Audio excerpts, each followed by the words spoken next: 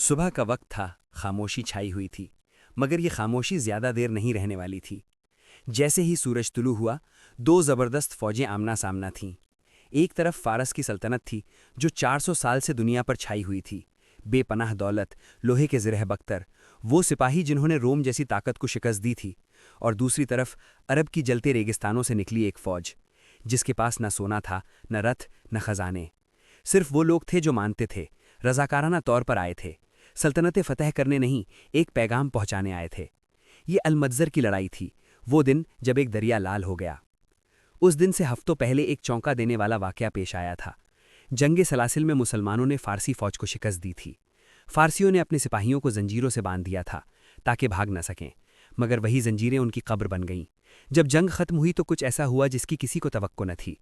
بہت سے فارسی قیدیوں نے ان مسلمانوں کو دیکھا اور ان میں ایک ایسی چیز پائی جو انہوں نے کبھی نہیں دیکھی تھی: ایمان، عزت۔ انہوں نے اسلام قبول کر لیا اور خالد کی فوج میں شامل ہو گئے۔ اب خالد کے پاس ایسے لوگ تھے جو فارس کو اندر سے جانتے تھے، جو جانتے تھے کہ فارسی کیسے سوچتے ہیں، کیسے لڑتے ہیں، ان کی کمزوری کیا ہے۔ جب یہ خبر فارسی دارالخلافہ پہنچی تو خوف و ہراس پھیل گیا۔ بادشاہ نے فوراً قدم اٹھایا۔ اس نے ایک نیا سپہ سالار مقرر کیا، قارین، ایک امیر آدمی جس کی قیمت اتنی تھی کہ زیادہ تر سپاہی زندگی بھر اتنے پیسے نہیں دیکھتے تھے۔ اس کا حکم سادہ تھا: اس عرب فوج کو ختم کر دو اس سے پہلے کہ وہ قریب آئے۔ سلطنت بھر سے فوجیں اکٹھی ہوئی، سپاہی پانی کی طرح امڑ آئے۔ وہ ایک جگہ ملے جسے المتزر کہتے ہیں، دریائے فرات کے بالکل قریب۔ مگر ایک مسئلہ تھا، فارسی سپاہی خوف زدہ تھے۔ انہوں نے مسلمانوں کے بارے میں ایسی کہانیاں سنی تھیں جن سے نیند حرام ہو جاتی تھی۔ قارین نے اپنی فوج میں ڈر دیکھا، اسے انہیں بھاگنے سے روکنے کی ضرورت تھی۔ چنانچہ اس نے ایک فیصلہ کیا، ایک مہلک فیصلہ۔ اس نے اپنی فوج کو دریائے فرات کے کنارے کھڑا کر دیا تاکہ پیچھے دریا ہو اور سپاہیوں کے پاس بھاگنے کی کوئی جگہ نہ رہے۔ لڑو یا دریا میں ڈوبو، اچھی حکمت عملی تھی نا؟ کسی اور کمانڈر کے خلاف کام آ جاتی، مگر خالد بن ولید کوئی عام کمانڈر نہیں تھا۔ قارین نے ایک جال بچھایا مگر اسے خبر نہ تھی کہ وہ جال خود اس کے لیے ہے۔ 15,000 مسلمان المتزر کی طرف بڑھے، شاید 18,000۔ سب رضاکار، سب اس بات کے لیے تیار کہ جو مانتے ہیں اس کے لیے مر جائیں۔ یہ صحرا کے جنگجو تھے، گھوڑوں پر پیدا ہوئے، کاٹھیوں میں جیتے تھے۔ وہ دنوں تک صرف کھجور اور پانی پر سفر کر سکتے تھے۔ وہ پانی کی طرح بہتے تھے، تیز، نرم، پکڑ سے باہر۔ ان کا لیڈر خالد بن ولید تھا، سیف اللہ، جو شیر کی طرح لڑتا تھا مگر شاطر کی طرح منصوبے بناتا تھا۔ خالد کی ہر طرف آنکھیں تھیں۔ مقامی عرب جو فارسی ٹیکس سے تنگ تھے انہیں روزانہ خبریں دیتے تھے: فارسی فوج ابھی آ رہی ہے، کشتیاں ابھی سپاہی اٹال رہی ہیں، ان کے سردار آپس میں لڑ رہے ہیں۔ خالد مسکرایا، وہ جانتا تھا کہ اب کیا کرنا ہے۔ رات کو کوچ کرو، صبح سویرے حملہ کرو۔ مسلمان اندھیرے میں چلے، خاموش، نظم و ضبط کے ساتھ۔ آدمی اور گھوڑے آخری حد تک دوڑے۔ انہیں اس وقت پہنچنا تھا جب فارسی آدھی نیند میں ہو، جب صبح کی دھند دریا پر چھائی ہو، جب کنفیوژن ہو۔ صبح ہوئی، مسلمان پہاڑی کی چوٹی پر پہنچے۔ نیچے فارسی فوج تھی، ابھی سنبھل رہی تھی، ابھی ترتیب پکڑ رہی تھی۔ 30,000 سپاہی، مگر انہیں دیکھو، یونٹ ادھر ادھر بھاگ رہے ہیں، کشتیاں دریا کے کنارے سامان اتار رہی ہیں، افسر چلا رہے ہیں، کوئی سننے والا نہیں۔ 3 فارسی کمانڈر دوڑ دوڑ کر تیار ہو رہے ہیں۔ خالد نے اپنے آدمیوں کو خاموشی سے ترتیب دیا۔ اس نے مرکز سنبھالا، عاصم نے دائیں بازو، عدی نے بائیں بازو۔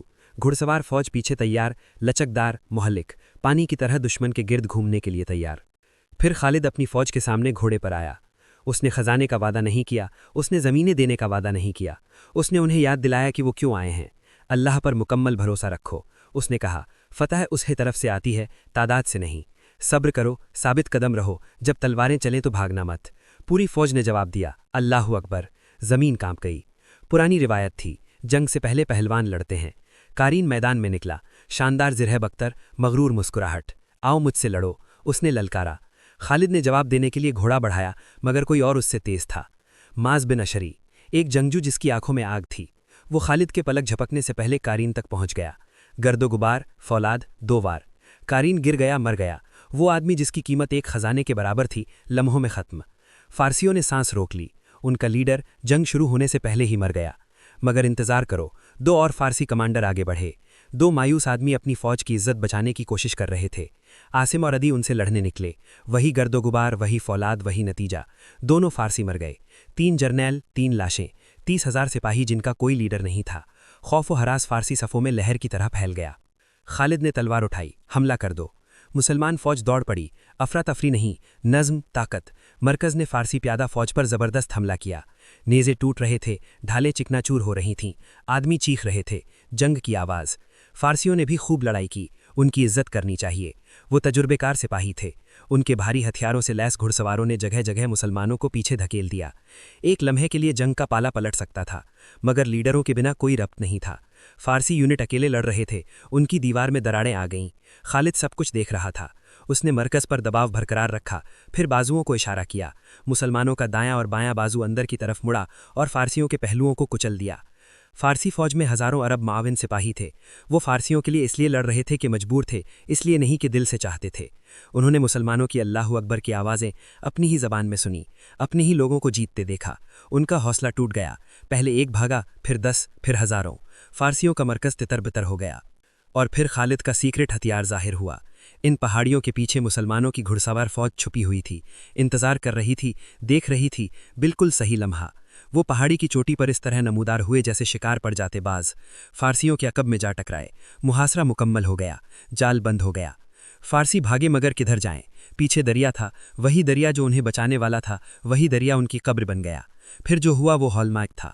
کشتیوں کے لیے لڑائی ہوئی، کشتیاں ڈوب گئیں، زرہ بختر پہنے سپاہی پانی میں کودے اور فوراً ڈوب گئے۔ ہاتھ اوپر اٹھے، پھر غائب۔ دریا جدوجہد کرتے ہوئے لاشوں سے بھر گیا۔ مسلمان گھڑسوار کنارے کے ساتھ ساتھ دوڑے۔ بہت زیادہ خون بہا، اتنا خون دریائے فرات میں بہا کہ پانی لال ہو گیا۔ ہمیشہ کے لیے اس کا نام نہر الدم پڑ گیا، خون کا دریا۔ سورج ڈوب گیا۔ خالد نے ہاتھ اٹھایا، بس کرو، قتل ختم کرو۔ قیدیوں کے ساتھ عزت سے پیش آیا گیا، پانی دیا گیا، کھانا دیا گیا، نرمی کی گئی، کوئی قتل نہیں کیا گیا۔ رسول اللہ صلی اللہ علیہ وآلہ وسلم کے دیے گئے جنگ کے اصولوں پر پورے طرح عمل کیا گیا۔ ان سے کہا گیا اسلام قبول کرو تو ہمارے بھائی ہو، یا جزیہ دو اور امن سے رہو۔ انتخاب، عزت، رحم۔ اس جنگ کے معنی بہت بڑے تھے۔ عراق میں فارسی فوج ختم ہو گئی، ان کے مرکز کی طرف جانے والا راستہ کھل گیا۔ یہ افسانہ ٹوٹ گیا کہ فارس کو شکست نہیں دی جا سکتی۔ یہ صرف تلواروں سے نہیں ہوا، بلکہ عقل سے، نفسیات سے، اس ایمان سے جو ٹوٹنے والا نہیں تھا۔ اس دن ایک نئی طاقت آئی اور وہ اس وقت تک نہیں رکنے والی تھی جب تک تاریخ خود نہ بدل جائے۔ خالد بن ولید، سیف اللہ۔ نبی صلی اللہ علیہ وآلہ وسلم نے ان کے بارے میں فرمایا، وہ اللہ کی رحمت ہے اس امت پر۔ جنگ مدزر، ہجری 12ویں صدی، 734 عیسوی۔ دریا لال ہو گیا اور دنیا پھر کبھی پیچھے مڑ کر نہیں دیکھا۔